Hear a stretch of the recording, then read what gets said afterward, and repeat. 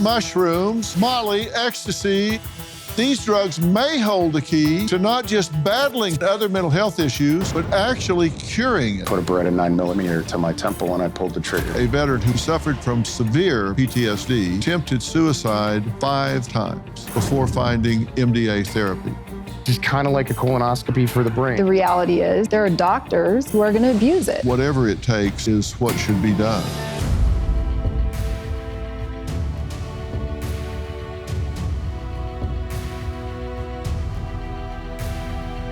Well, when you hear the words magic mushrooms, Molly, Ecstasy, and MDMA, you probably think party drugs, bad trips, not therapy. But what if I told you that scientists say these drugs may hold the key to not just battling PTSD, depression, and other mental health issues, but actually curing it? Every day in this country, 17 veterans die by suicide. That's 510 servicemen and women dying every single month, and more than half of those suicides, 56%, are the result of PTSD. Now, researchers say new studies prove there is help to reduce those suicides, and the answer could lie in psychedelic drugs. The U.S. recently approved legislation that will fund clinical trials using these drug treatments on veterans and active duty military members. In California, Massachusetts, and Arizona are all working on passing similar laws for civilians with mental health issues. Take a look. Psychedelic drugs to treat PTSD. Last night at 6, we introduced you to a local military veteran who says psychedelics have allowed him to get his life back. He is among a growing number of vets using them to treat PTSD. But the idea does come with some controversy. As I say, let the science and the medicine lead us here. And if there are safe therapies that are helping veterans and helping people, we should be making those available to folks. An FDA panel voted against endorsing a well-known party drug to treat PTSD. The decision against the use of MDMA came after a lengthy debate on the risks and benefits of the drug, also known as Ecstasy or Molly. Quote, VA is committed to safely exploring all avenues that promote the health of our nation's veterans. It's not stolen valor for me to say that this is post-traumatic stress, and now I can go and I can treat it. We're going to hear the amazing story of one veteran who says this treatment absolutely saved his life. But first, I'm joined by Congressman Dan Crenshaw. Now, he introduced the psychedelic clinical trial law that was passed as part of the National Defense Authorization Act of 2024. And I'm also joined by Dr. Jen Mitchell. She leads the Psychedelic Medicine Integrated Project Research Team. So thanks, both of you, for being here. I appreciate it. Congressman, you're a former United States Navy SEAL Lieutenant Commander, correct? Correct. I just have to take a minute to really say thank you for everything that you've done for this country, the sacrifice that you've made. Words aren't big enough to really express how much all of us appreciate what you've done and continue to do for America. What inspired you to propose this bill? Appreciate you saying that. I will say all my PTSD comes from politics, not from the SEAL teams. We hear the stats every day. Sometimes it's 22 veterans a day. Sometimes it's 20. Sometimes it's 17.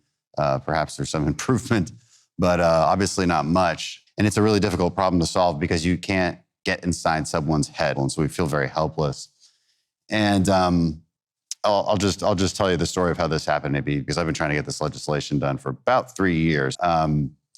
And I'm having dinner with a friend of mine, and he was blown up really bad in Marja in Afghanistan.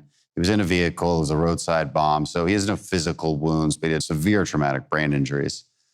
Couldn't speak for a while, memory loss, harming his marriage, harming his career, just harming him. And he starts to tell me about his journey through psychedelics, specifically with the drug Ibogaine in this clinic in Mexico. It is a one-day treatment, basically 12 hours of hell. And you wake up from that completely changed, and changed in a very good way, not wanting any more substances, whether that's drugs or alcohol, and just feeling like you've been completely reset.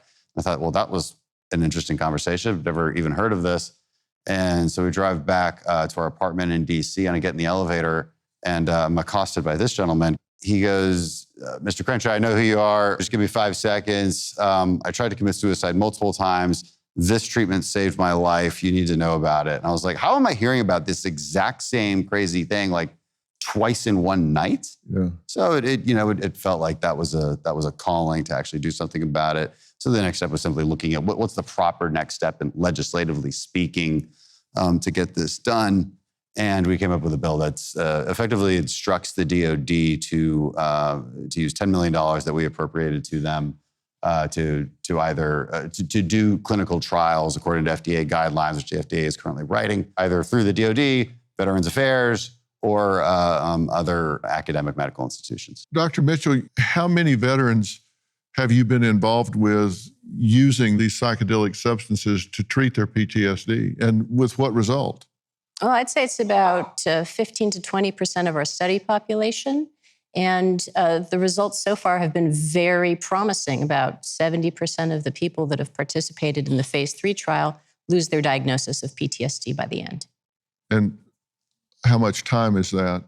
About 4 months. So are they downgraded to single anxiety diagnosis or depression or completely asymptomatic? What happens? So far, they also seem to be losing their signs and symptoms of depression. So that's a very intriguing outcome. Mm-hmm. You can define PTSD in a number of different ways, and you can define recovery in a number of different ways. We've tried to set the bar in a variety of ways, and we've shown that no matter how you set the bar, there appears to be a remarkable improvement. Mm-hmm. Yeah.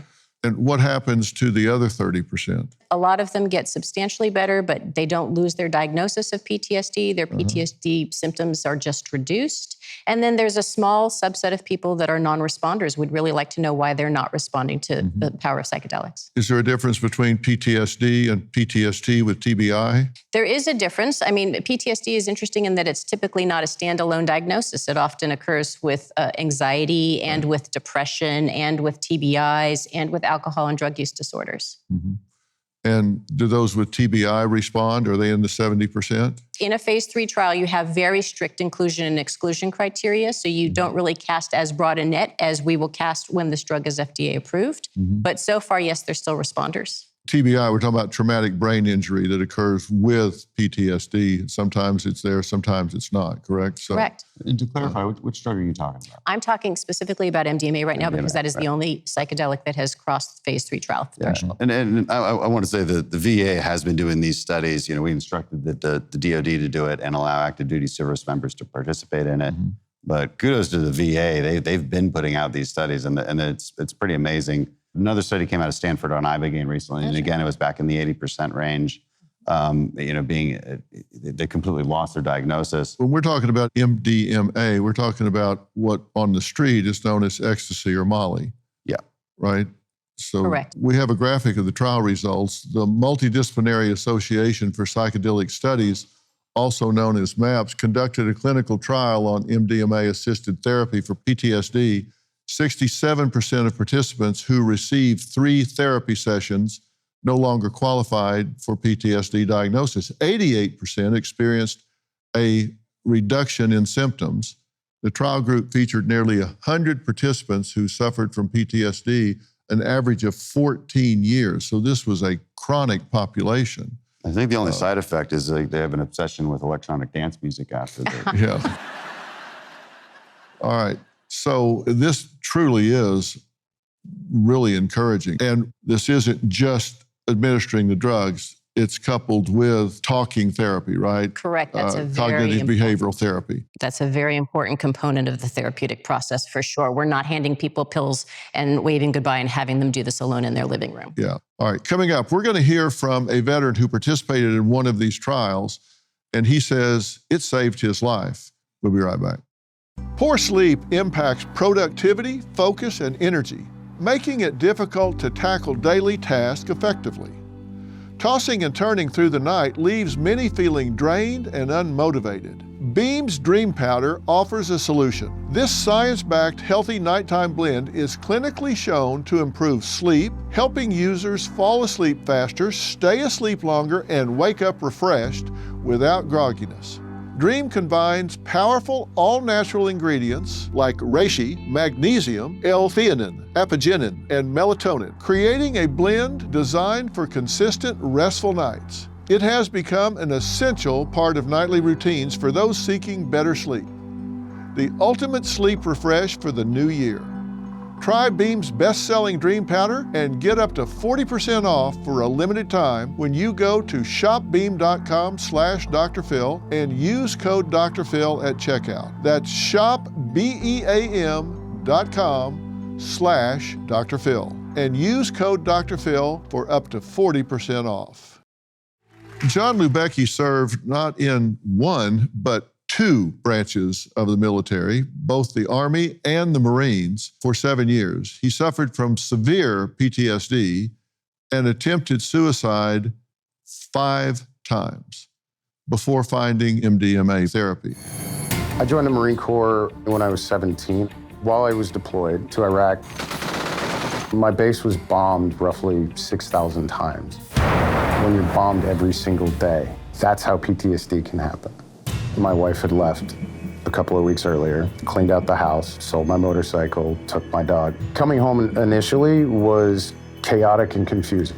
It was Christmas. I was alone. I didn't want to live anymore. I was hearing artillery and helicopters when there were no helicopters and artillery. This constant pain and sadness was always there. And then I put a Beretta 9mm to my temple and I pulled the trigger. Manufacturing malfunction with the ammunition is the reason I'm alive. That was only my first attempt. There are 5 attempts that should have ended my life. During this time, I tried every different kind of therapy. I was on 42 pills a day, and none of it worked. I found out there was a clinical trial involving MDMA and psychotherapy, and I took my first dose of MDMA. One of the reasons that I made the decision to do MDMA-assisted therapy is because of my stepson. And I saw what my final suicide attempt and the impact it had on him. And after I did MDMA-assisted therapy, I knew for a fact that my son would not be handed the flag off my casket. I joined the military to help people, and I came home broken. MDMA-assisted therapy allowed me to heal. When I graduated from the Citadel, inside this ring, it says, "Never stop serving." I've spent the last 9 years of my life knowing that this works and trying to get it to the 172 people I deployed with. And I'm willing to do anything and everything to make that happen because this works. John, thank you so much for being here. Thanks for having me, sir. You've battled PTSD for 8 years, correct? Yes, and I'm one of the few people who's been able to say I've actually been healed of it longer than I had it. You made serious suicide attempts. You put a gun to your head on Christmas Day of 2006. What happened? Squib load. It was a manufacturing defect in the ammunition, which was actually interesting because there was still a pop. I actually thought it worked, but none of the pain went away. And I actually tried a second time with a different firearm and a spring broke. When you put a gun to your head and pull the trigger and it doesn't work, not once, but twice, does it start to occur to you that you're not supposed to die? Actually, my thoughts on it now versus then are very different. Back then, I thought I was such a failure, I couldn't even kill myself right. And when you made these attempts, you had PTSD and you had some comorbid things going on. So I would hear helicopters and I would hear gunfire and explosions that weren't there. What led you to try this particular therapy? In order to be released from the VA after being hospitalized for a suicide attempt, they could say, what can we do to make sure this doesn't happen? And one of the things they said is I need, without fail, weekly therapy, at least just to keep me on this side of suicide. Just 1 week, I met with the intern. Intern slides this piece of paper across the desk and says, I'm not supposed to tell you about this, but read it after you leave. I opened it up. It said, Google MDMA PTSD. And I discovered clinical trial in Charleston. So I called them up and talked to them. I was fortunate. They were able to expand the 25-person veteran and first responder study by 1 to include me. So I was the 26th person in a 25-person study. Wow. No accidents there. You were taking a lot of medication before, right? I was taking 42 pills a day for physical pain, TBI, PTSD. So as part of this, one of the hardest parts was I had to wean off of everything. And that is a very difficult time. You do have full support during that time. Doctors are involved and it's done in a proper way. You start with just regular talk therapy. And then, on the day of the big therapy, they hook you up to like blood pressure cuffs and all this other stuff. The only thing I had done prior to that was cannabis. And so when it kicked in, I was like, oh, this is weird. And that's when the therapy started. And they started with simple things. They start with kindergarten questions. What's the food like? What's the weather like? You just start talking. And you're able to open up and talk about things that you've never talked about before. You don't have panic attacks. So the therapy works even better. It put the mind, body, and spirit in the place it needed to be so it can heal. That's exactly what MDMA does. Which is why it's important to be part of a therapeutic paradigm. And yeah, if you're not doing the therapy, you're just doing drugs. Yeah. Coming up next, John's treatment was filmed, and he's allowing us to watch some of his sessions. John credits MDMA therapy with saving his life. He has shared video of his sessions with us so we can see firsthand how it worked. It's weird because this past 4th of July, my neighborhood decided to set off massive amounts of fireworks to the point where my house was actually shaking. And I was more terrified than I ever was. I don't understand. I was in my closet in body, physically shaking with my dog. And I couldn't, but that was never the case. I don't understand.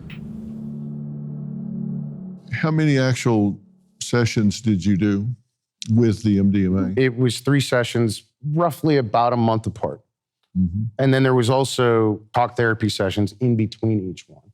And how many people were involved when you were on the MDMA? There were 2 therapists there and you? Correct. And also after the therapy, I was kept overnight. And there was a person who had therapist training in case I felt like talking overnight or anything like that. And then the next morning actually was the first integration session that I had. Okay. And you say there was a decline between each session. It didn't just click off after the 3 times of using MD8. It went down after the first session. As you know, when it comes to mental health, it's all about that individual person. For me, in part because I had extensive trauma not just from Iraq. I thought I was going in to talk about Iraq, and I literally talked about all the trauma in my whole life, which was very unexpected. And so I noticed improvements after each one. I distinctly remember the first night I didn't have a nightmare. I don't know the first day I didn't think of killing myself. I do remember the first day I realized it. When you were first hearing it, did you have an idea of the power of what was possibly available? Yeah, I mean, those are pretty shocking stories to hear. It started becoming clear to me that, wow, this might actually be that silver bullet for a few reasons. Just thinking of it from the unemotional policy perspective, it's not expensive and it doesn't take a lot of time. He said 3 sessions. I think that's the most I've heard. When you're talking about the Ibogaine therapy, that's one and done. And by the way, that is not recreational, so there's not that worry about it either.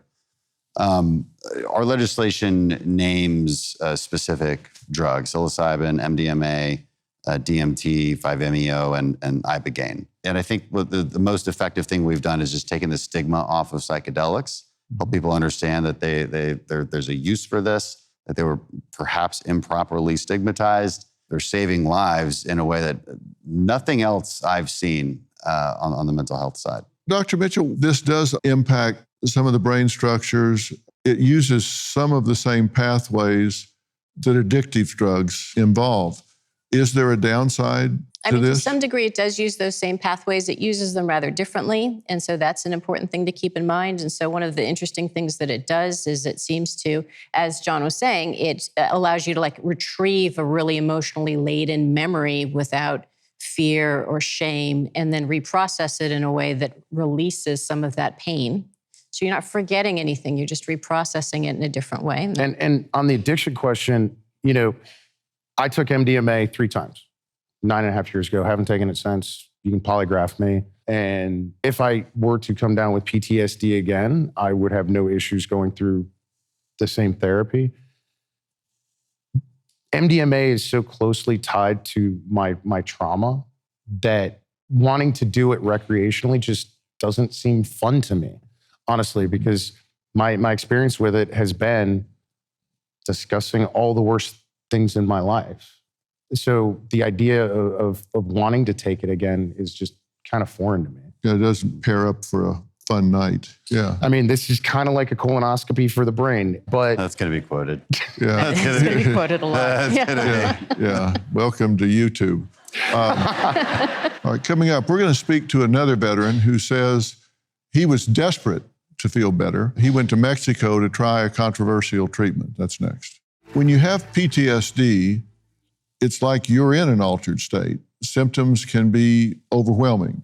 It's not the same for everyone. At its worst, it's like a panic attack that doesn't go away. It feels like you're falling off a roof of a skyscraper sometimes. Army veteran Derek Ross knows those symptoms. He developed severe PTSD after losing his leg in Afghanistan, and he's joining us now. Derek, thank you for being here. I really appreciate it. Tell us about your service and your experience that you believe caused your PTSD. So I joined the Army back in 2006. I was an ammo specialist at first, did a Iraq tour as that job, and then came back, reclassed to combat engineer, went to Afghanistan, got blown up in August of 2011.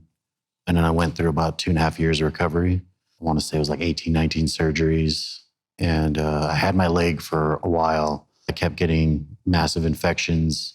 And fast forward a little bit of time, this Army vet approached me and was like, hey, you thinking about cutting that off? And I was like, excuse me? Like, what? And then he had told me that he had been hit by a landmine in Desert Storm and went through the same thing I was going through and talked to me for a few minutes. And that kind of sparked my interest in getting rid of my leg.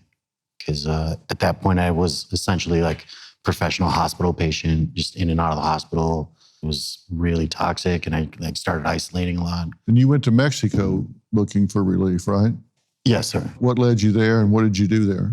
I would say like divine intervention, the right time, the right place. The gym I train at, one of the athletes met the founders, and they told him to sign up. And I was like, hey, can you throw my name in the hat? And he did, and thank God that they accepted me. And I basically asked that because, I'm currently like separated from my wife right now. Mm-hmm. And it's been a really hard year. I think as men, we try to power through our issues, and I just wasn't working out.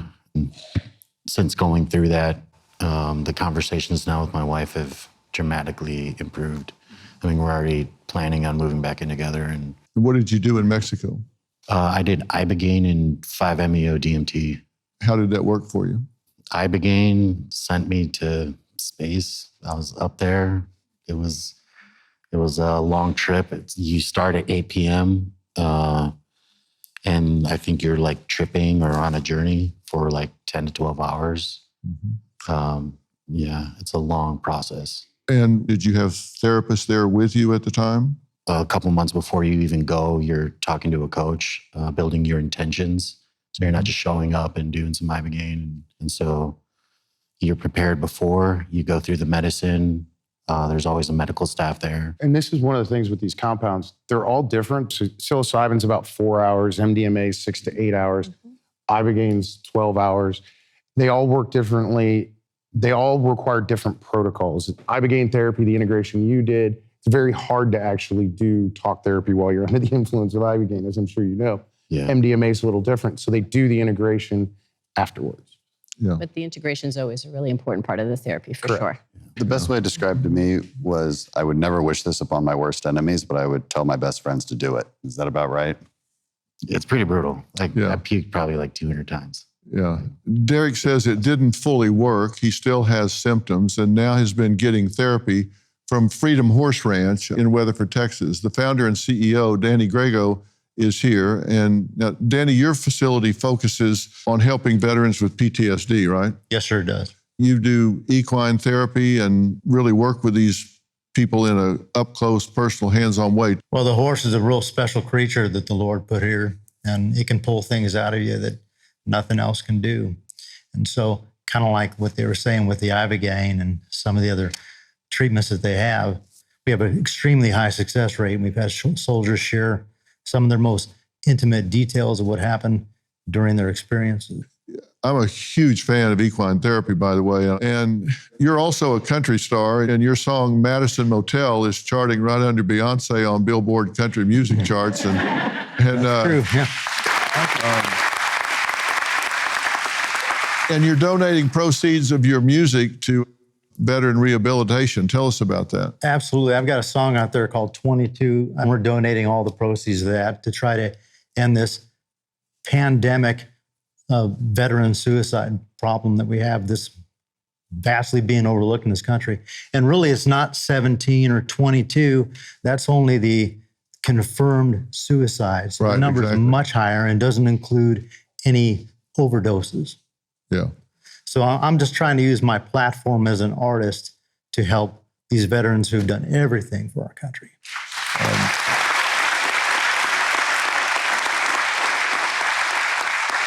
With all that you've worked with, what's your attitude about the psychedelics? I think that the Lord's put a cure for every ailment that we have on this earth naturally.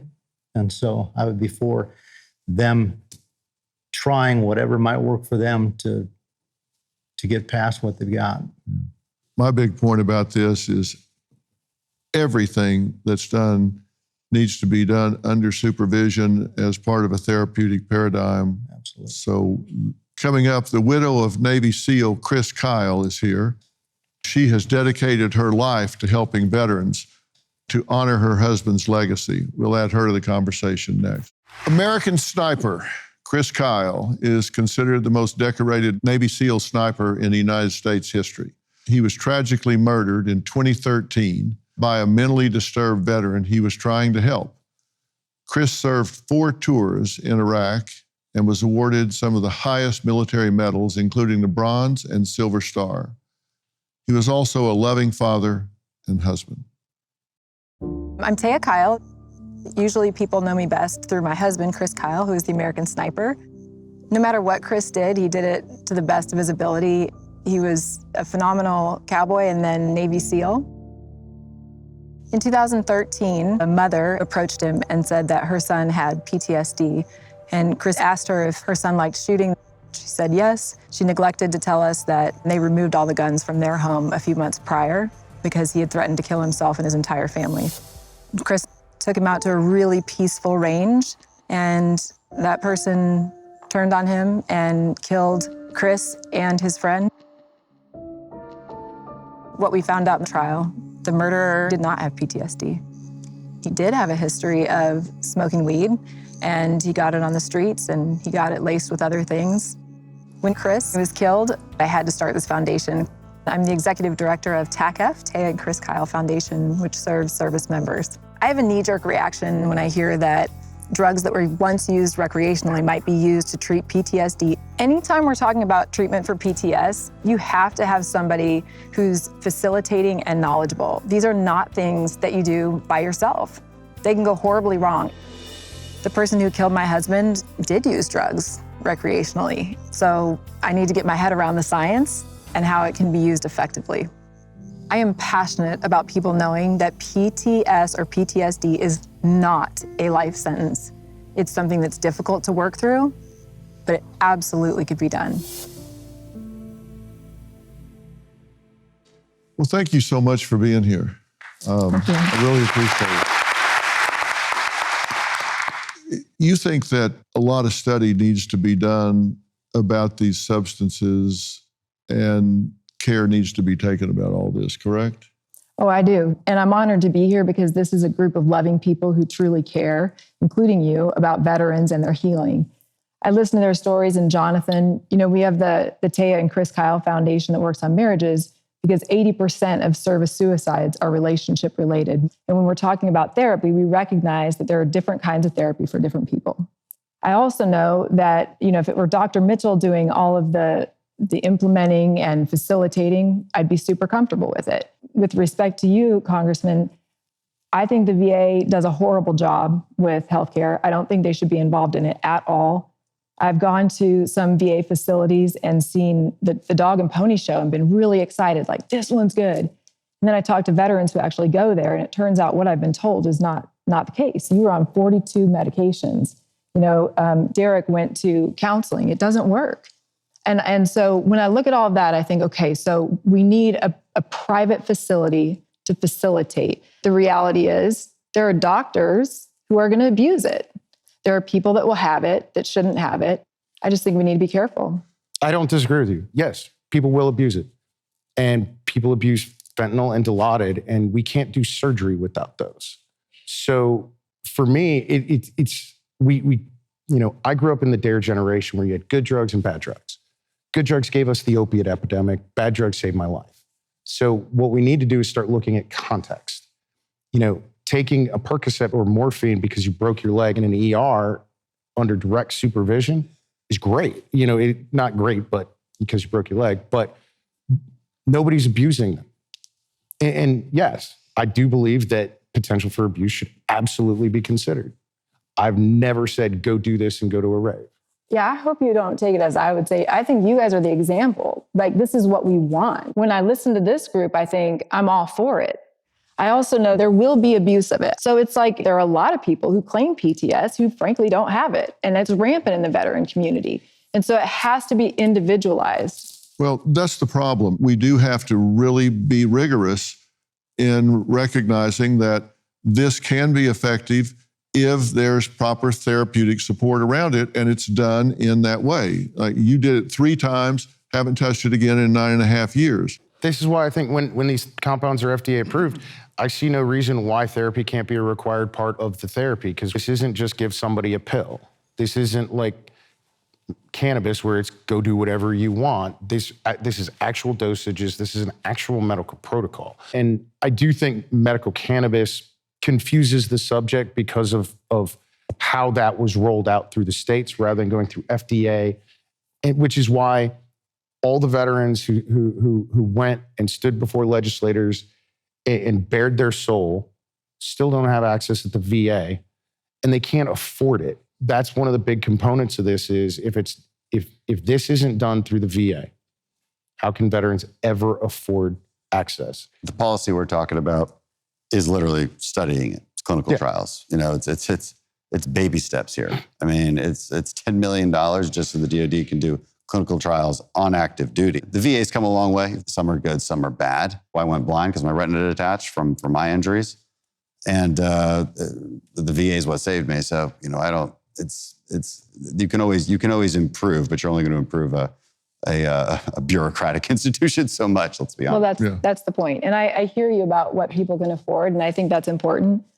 I also want to be very clear. The person who killed my husband and Chad, he claimed all the symptoms for PTS. And he wasn't.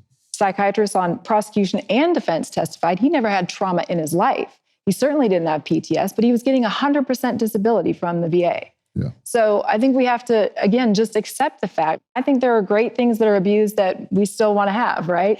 Car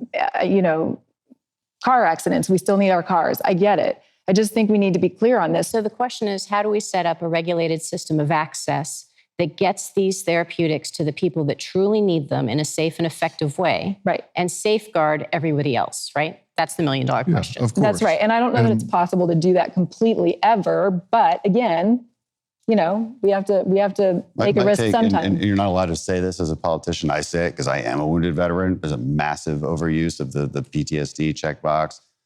Sleep apnea gets you 50% disability. You know how much a lost eye gets you? 30%. That's 30%, by the way. Yeah, that's 40. Yeah, you have to claim a few other things to get your full 100. And yet that's completely correct. That's probably a consequence of just rank dishonesty. Mm-hmm. I doubt those kind of people are even going to bother going to the therapy because they don't really need it. I've got to add somebody to the conversation after the break. It's a guest that says, while he supports veterans, he's worried there could be a detrimental ripple effect if the FDA approves psychedelic therapy. If we'll add him to the conversation, we'll come back.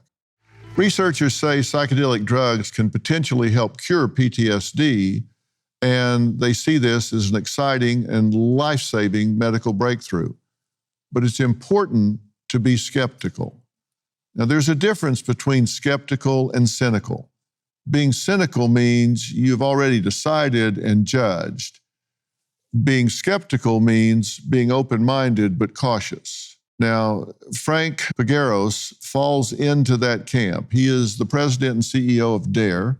He also spent 26 years serving with the LAPD. Frank, you say you wholeheartedly support veterans and any treatment that has been approved and scientifically backed, but you have concerns here, so what are they? Absolutely, our veterans need all the care that they've earned. The difficulty is a lot of the policy changes that are associated with decriminalization or legalization of substances, I don't think go far enough. They should include a rigorous prevention strategy, prevention education component, because you're taking substances that benefit people, but can harm people as well. There's probably not a member of this audience that hasn't benefited from some form of medication, but that medication could in fact be poison to another person. So you're introducing substances that are approved by the government. The perception of harm is reduced. So there is, in association with availability, there is the likelihood of increasing experimentation, misuse, and abuse of those substances. But one, you mentioned decrim, which is something completely different. There's a big difference between doing mushrooms and going to a Fish concert and doing what I talked about. You know, the legislation Congressman Crenshaw got passed is about research and it's about medicine. And when we confuse medicine versus recreational use, you know, we shouldn't deny the people who need the medicine because people want to have fun with it. But in some cases, the policy change is being driven by not research, but by public opinion. And it's a fine line. And that's why decrim is not the solution here, but FDA approval, you know, adequate research, which is what we've been trying to fund. Yeah. And most of this research actually has not been government funded. You're right. And the pharmaceutical companies have been the primary financier of research into this. They also stand to be the beneficiary financially.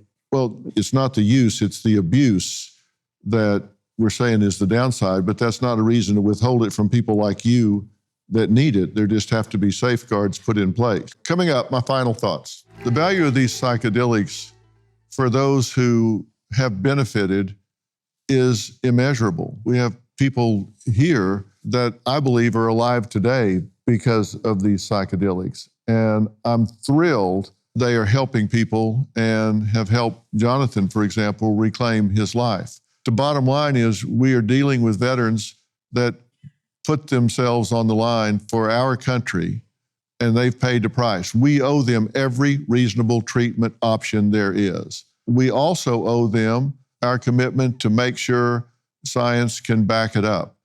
There are times when we want our government to protect us from forces that we can't control.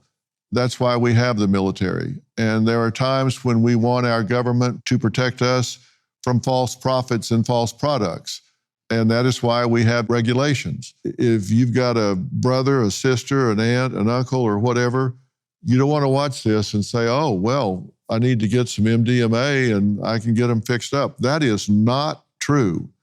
This has to occur within a therapeutic regimen administered by somebody that knows what they're doing. This is not a shortcut to fixing what's wrong. Don't take that away from this. This is done in a carefully prepared therapeutic paradigm. That's what you need to take away from this. With control, dosages are important, therapeutic support is important. Fair statement, Doctor? Absolutely. I want to thank all of my guests today. Taya has written a children's book, Prayers for Bears, that takes children on a journey teaching them the importance of gratitude in all seasons of life. So give it a look. There's so much going on here right now. A new book, a new network, and a new season of Dr. Phil in Prime Time. Keep up with it all. You can text me at 59627 or simply type PHIL, and we'll keep you posted every step of the way. We'll see you next time. Thanks so much.